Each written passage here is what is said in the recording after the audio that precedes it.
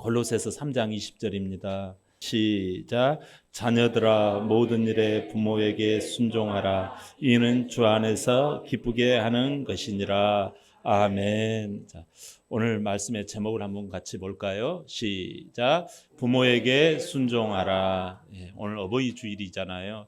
1962년 2월 10일 날 이호수 남초등학교에서 벌어진 일이었어요. 졸업식을 하는데 거기에서 어머니가 딸과 함께 노력상을 받았어요. 옛날에는 노력상이 있었어요. 여러분들 기억나시는지 모르겠는데 노력상이 있었는데 그 섬에 이 딸과 이 어머니가 받았는데 남루하게 옷을 입은 어머니가 딸과 함께 이렇게 이 상을 받으면서 흐느끼시는 거예요. 그 사연을 알고 봤더니 그때 이 1962년이니까 굉장히 어렵고 전기도 안 들어오는 시절이거든요. 거기에서 이 섬에 사는 이 어머니와 딸 알고 봤더니 그 여수에서 좀 떨어진 한 20리 정도 떨어지는 그 섬에서 6년을 다닌 거예요. 그 섬이라고는 하지만 한 20명 정도밖에 안 살았나 봐요, 그 당시. 그래서 너무나도 가난하고 힘들고 그런 상황 가운데서 이 사람들이 여수까지 가려 일 보고 하려면은 배가 있어야 되는데 배 살 돈도 없어가지고 그 원시 시대처럼 그 나무 배를 만들어 가지고 노를 저어서 동네 사람들이 만든 그 배로 여수까지 20리를 왔다 갔다 시장을 보고 했나 봐요.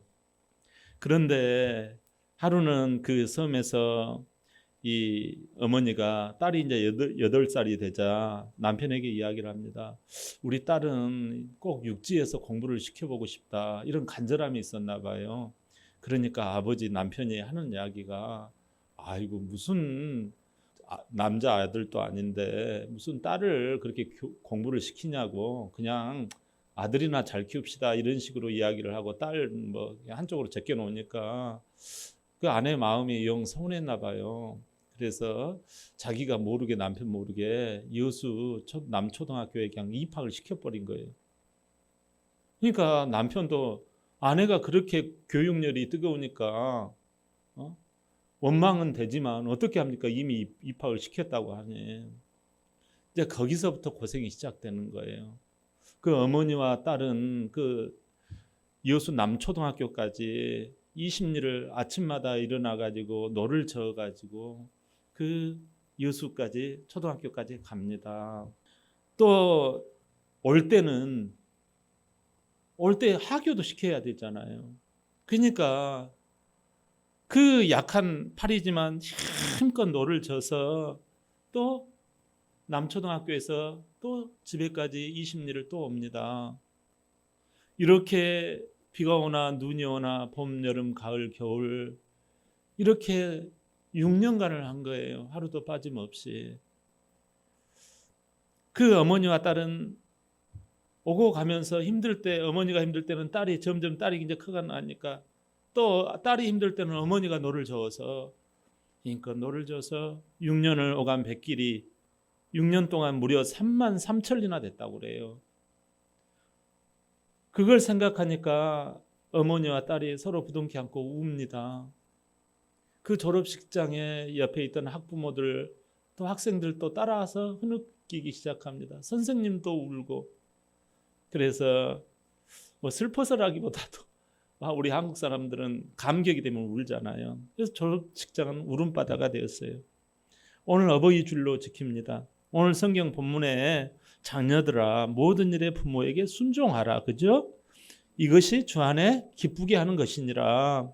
이 순종이라는 말의 단어가 원래 의미가 세 가지가 있어요.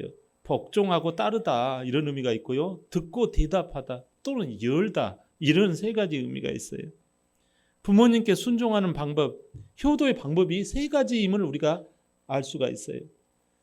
복종하고 따르는 것이 뭐냐 하는 거예요. 복종은 몸으로 섬기는 거예요.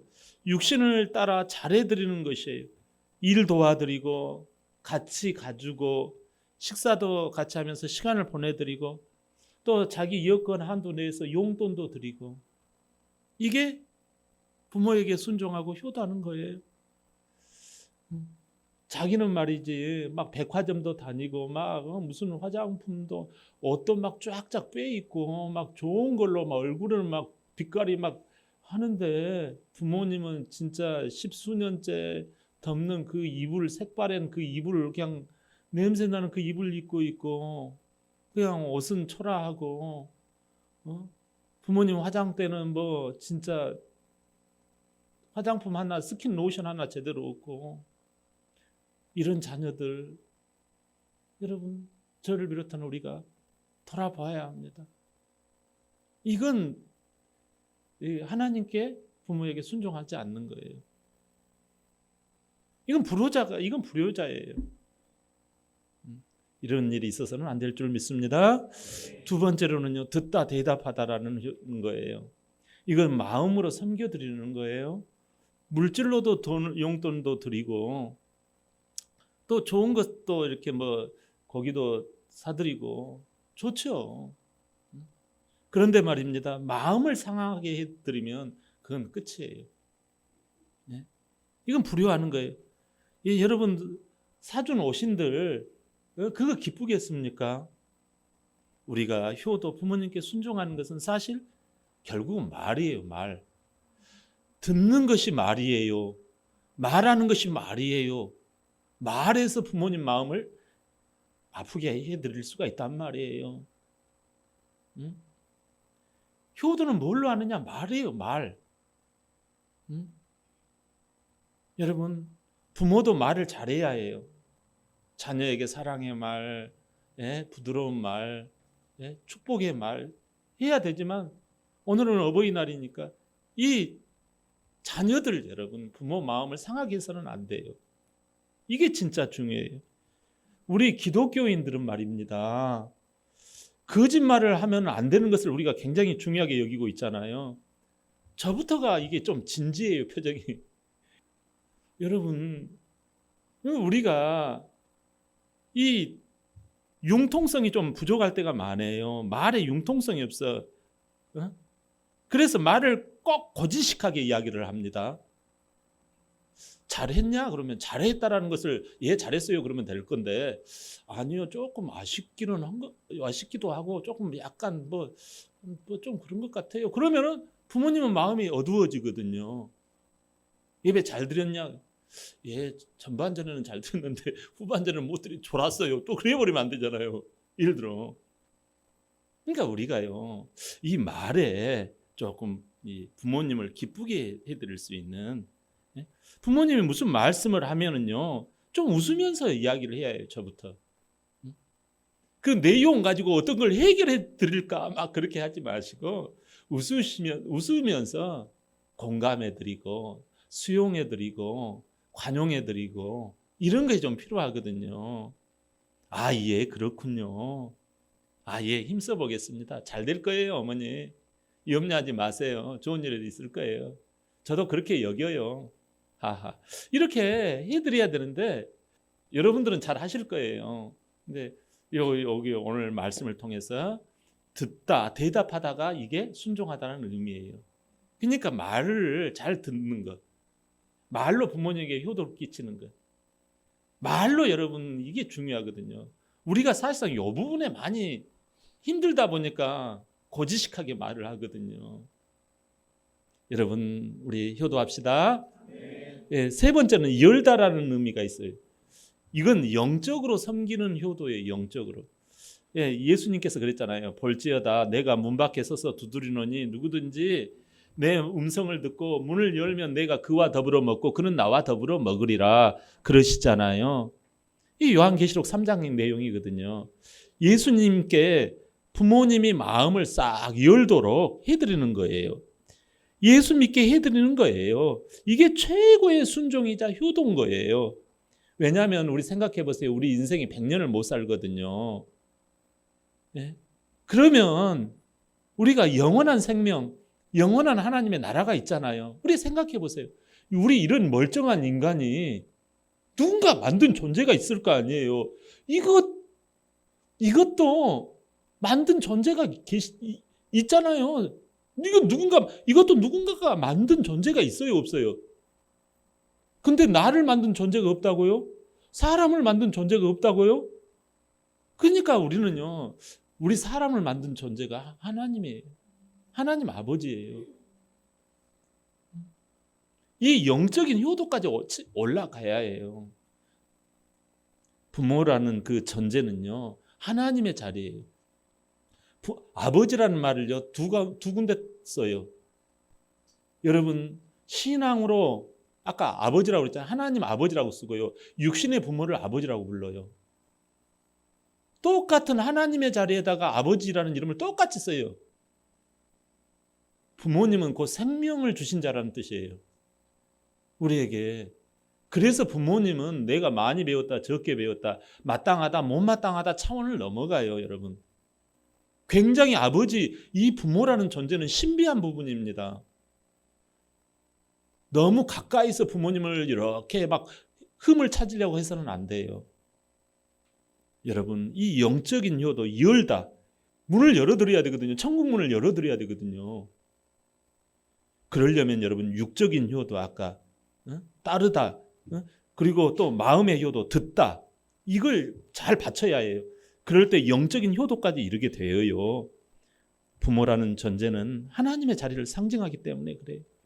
오늘 여기 모든 일에 부모에게 순종하라고 했잖아요. 하나님 보시기에 합당한 모든 일을 말해요. 가령 여러분 생각해 보세요. 여러분 교회 가지 마라. 부모가. 우리 왕왕 그럽니다. 야, 이번 예배는 좀 빠져라. 주의를 훼손하고 하나님 말씀에 반대되는 일에 순종하는 것이 옳은 건가요?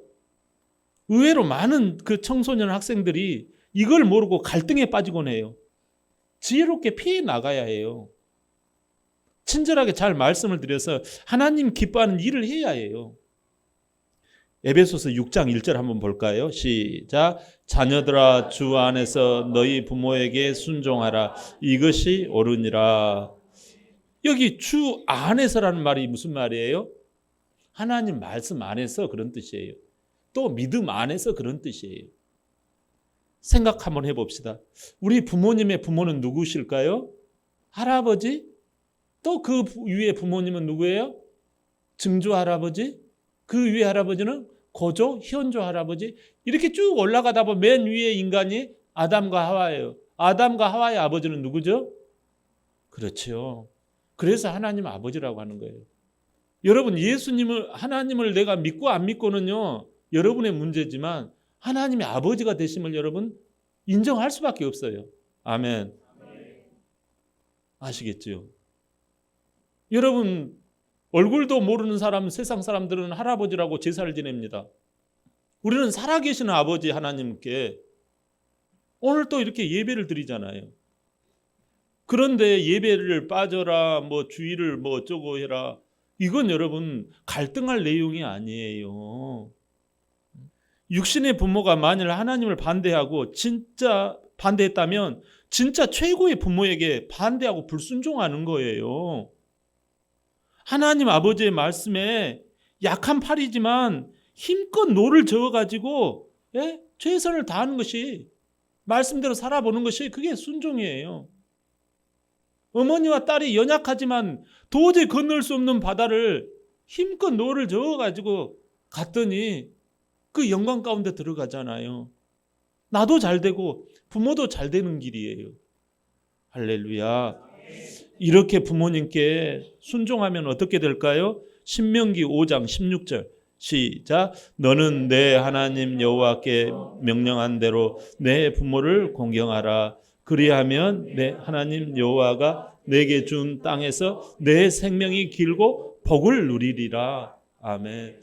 여러분, 이 내용은 여러분 익히 알고 있는 10계명 중에서 5계명에 속해요. 우리가 알잖아요. 5계명. 다른 신을 섬기지 말라. 우상에게 절하지 말라. 이름을 망령되이 일컫지 말라. 안식일 주일을 기억하여 거룩하게 지키라. 이건 다 하나님께 있는 거예요. 근데 다섯 번째, 부모에게 순종하라. 요건 뭐예요? 신명기 오늘 말씀에 내 부모에게 순종 공경하라. 이거 5계명이에요. 나머지 뭐 살인하지 말라, 뭐 간음하지 말라, 이건 다 인간들에게 땅에서의 계명이에요. 땅에서의 계명 첫 번째가 바로 부모 공경이에요. 보이는 하나님이 바로 부모님이에요. 그걸 넘버 원으로 둔 거예요. 그러니까 부모는요, 신비한 자리입니다, 여러분. 여러분, 부모를 공경하면, 순종하면, 부모님께 잘 순종하면 뭔 일이 벌어진다고요? 예? 생명의 땅에 축복이 있다고 그러잖아요. 내가 준 땅에서 하나님이 땅을 주신다라는 거예요, 여러분. 산업에 복을 받는다라는 거예요.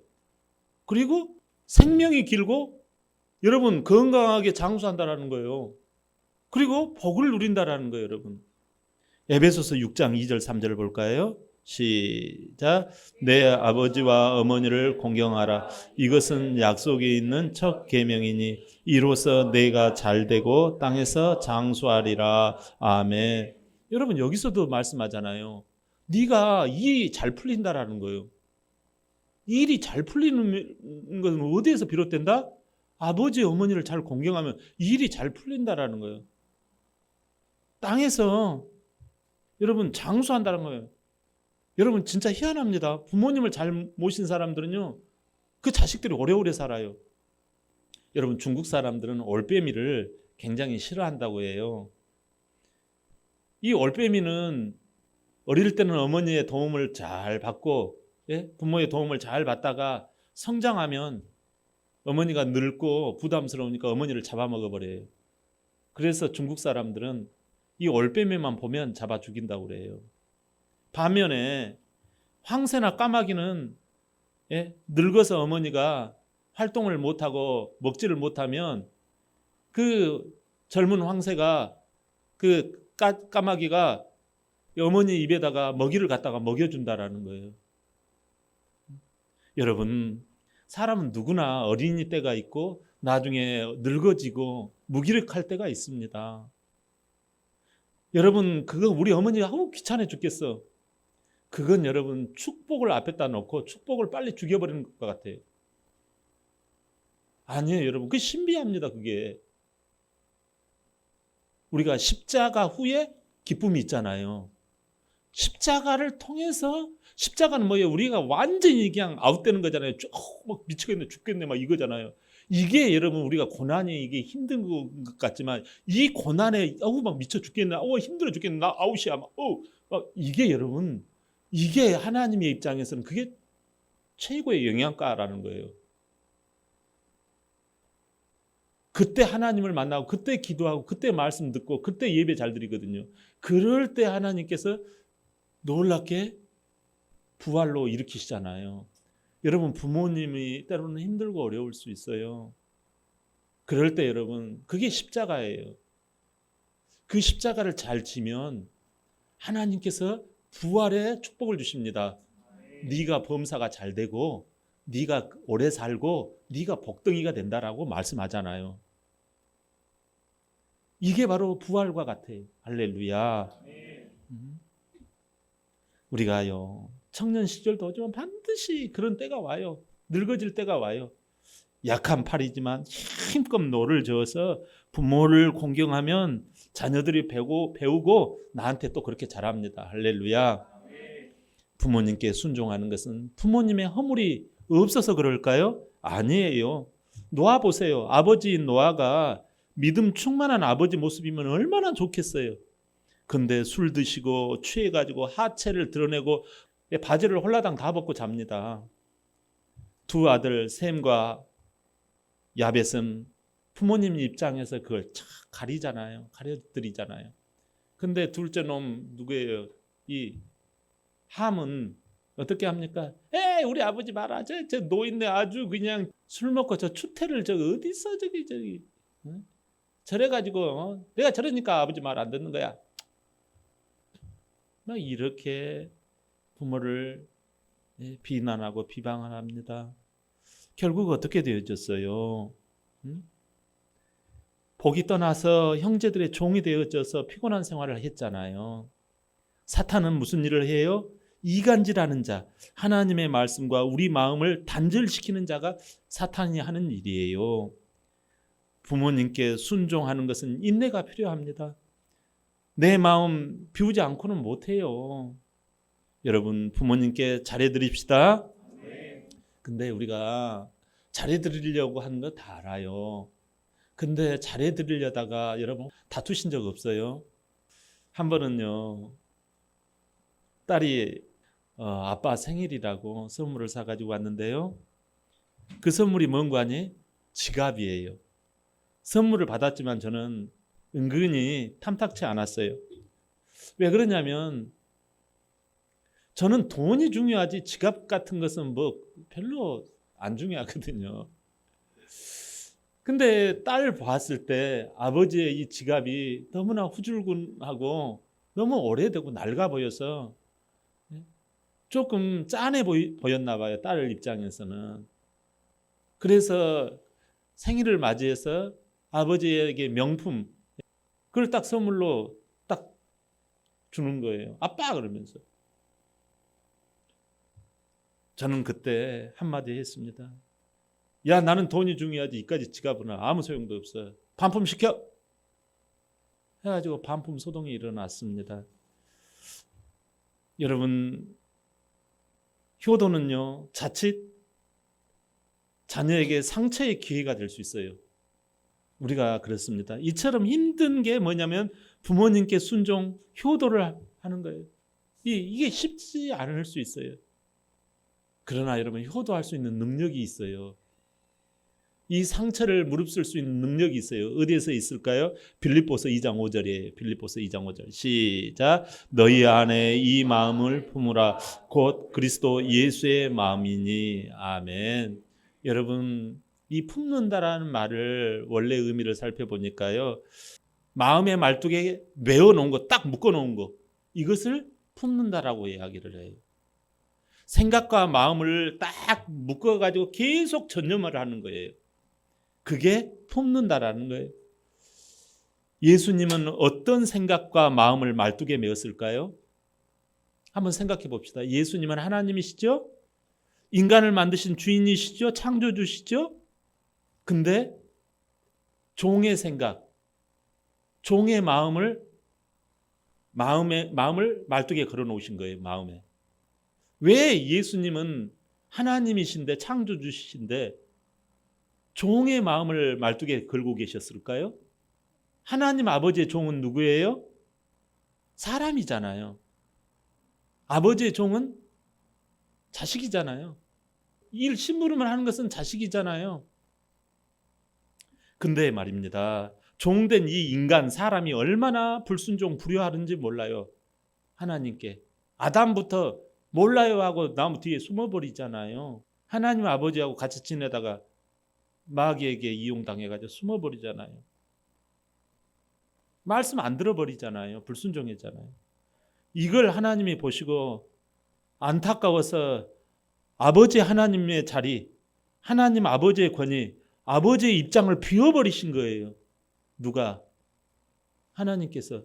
그래서 인간의 모습으로, 사람의 모습으로 오신 분이 예수님이에요. 그렇게 되기까지 그 과정, 하나님의 마음은 뭐예요? 불순종, 불효에서 불행한 인생들, 안 풀리는 인생들, 단명한 인생들.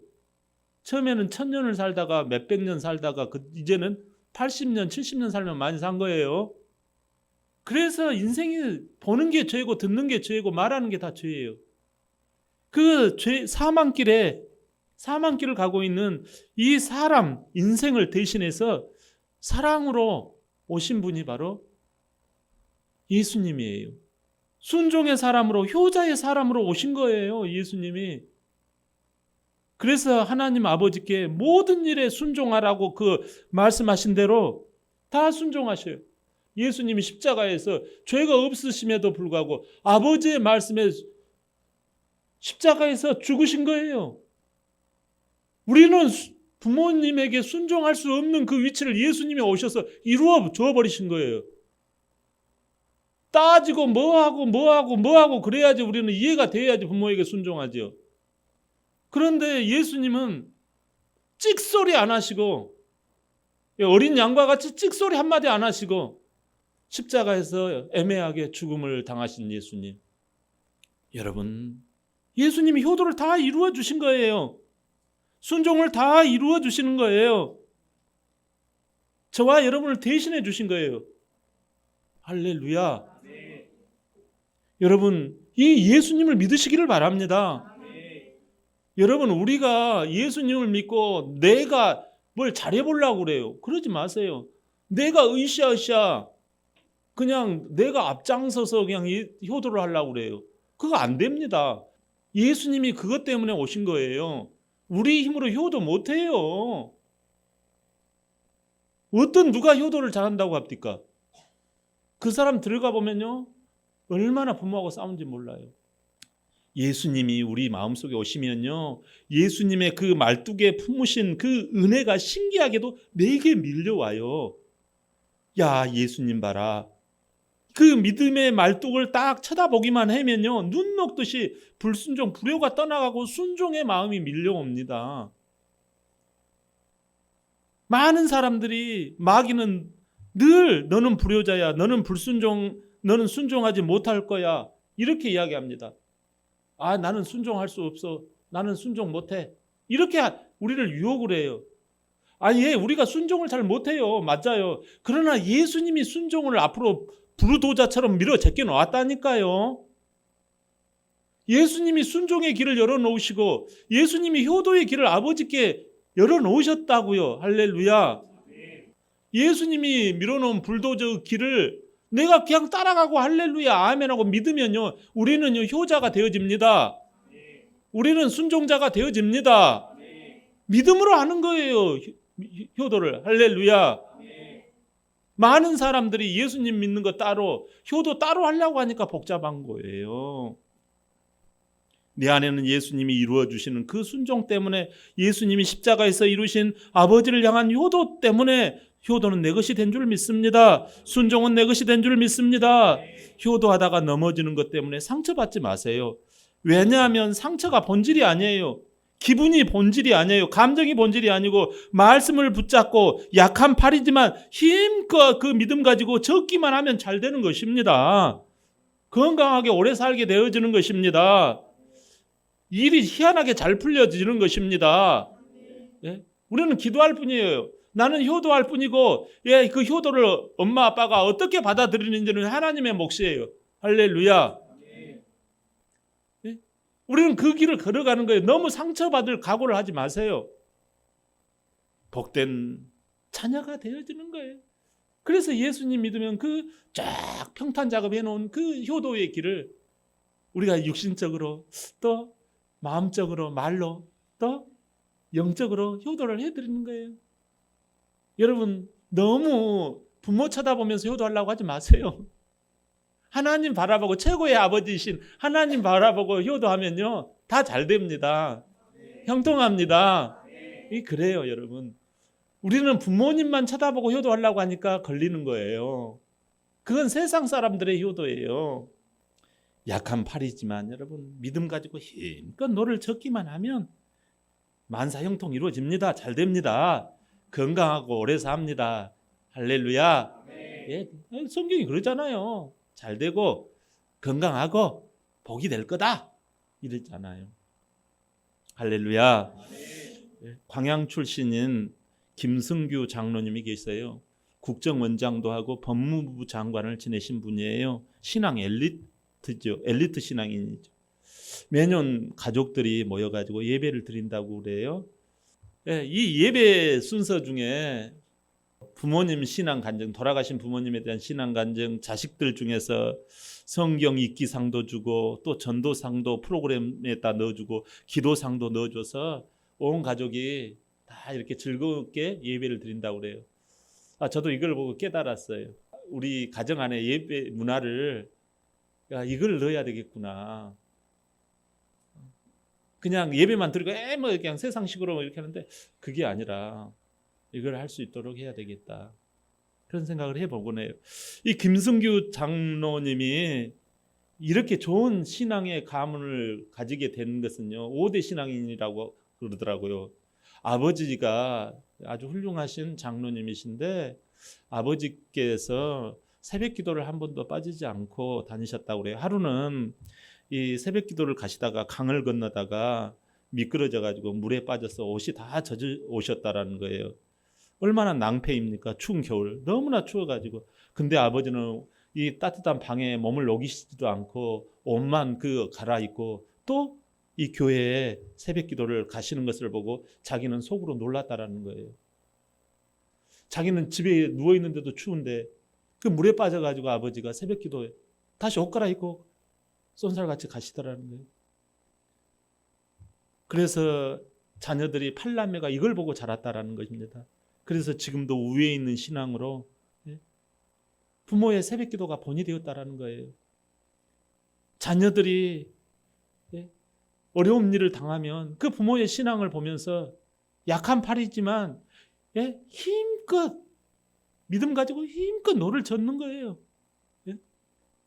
믿음 가지고 내가 하나님 쳐다보면서 부모에게 최선을 다하는 거예요. 그랬더니 서울대 들어간 거예요. 그 가족들이 다 잘 됐어요. 자식들이. 큰아들은 교장 선생님, 국회의원하고 둘째 국정원장, 장관하고 셋째 회사 가지고 있고 다들 가족이 잘 됐어요. 성경 그대로잖아요. 너희가 힘껏 연약하지만 힘껏 아이 같고 딸 같고 부족한 여인 같은 우리 모습이지만 힘껏 믿음 가지고 노를 저었더니 상을 받잖아요. 일이 잘 풀릴 거라고 말씀하잖아요. 네가 잘 될 거고 너가 건강하게 장수할 거고 또 뭐라 그래요? 복이 될 거다 그러잖아요. 그대로 이루어지잖아요. 할렐루야. 지금은 6대 신앙이라 그래요. 사랑하는 여러분, 세상에는 효도가 육신적인 효도에 머물러 버려요. 거기에 끝나요. 육신적인 거. 아까 최고의 효도는요, 믿음에서 비롯돼요. 믿음은 여러분 어디에서 결정이 됩니까? 교회 생활에서 결정이 돼요. 여러분 신앙의 아버지를 흔히 담임 목사님이라고 하잖아요. 담임 목사님을 통해서 하나님이 주시는 말씀에 순종하는 일이 있어야 합니다. 여러분 순종이 중요해요. 자녀들이 여러분 약한 팔이지만 믿음 가지고 힘껏 노를 젓기만 하면 순종의 사람이 되어져서 여러분 잘 풀리고 건강 장수하는 복을 받게 되는 줄 믿습니다. 순종의 복으로 충만하시길 예수님의 이름으로 축원합니다. 아멘.